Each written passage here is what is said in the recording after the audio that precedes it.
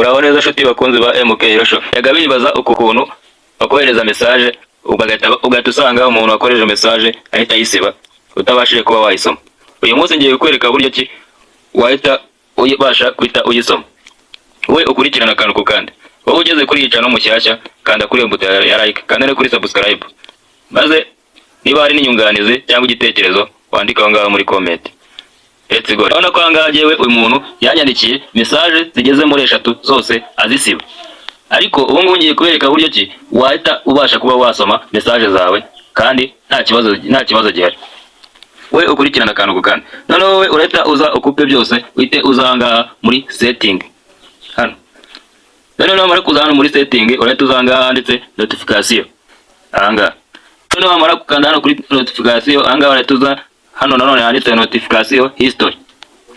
Noneho ni waza kuri notification history urahita uzanga urahita usanga akantu kari hano akangaka kagize gafunze. Wowe icyo ukora urahita ugafungura. Ibyo uzajya bakwandikira byose bizajya bitabiza ahangaha. Noneho icyo ukora urahita usubira hano kuri WhatsApp. Noneho icyo ukora ahangaha urabona ko n'ubundi biragize nta kintu kimwe cyari bwagire. Ariko noneho reka noneho nze mbereke yongere yandike message uburyo kino noneho ahita mbibona byihuse. N'ibyo yanyandikiye byose n'ibyo yasibye ahita ngenda mbibona. Urabona ko none yahise anyandikira ariko none urabona ko ahise yongera agahita yisiba. Ariko none reka nze mbereke uburyo ki bita mbona ibyo yaranyandikiye aka kanya bitewe na ka kantu nahise ngira.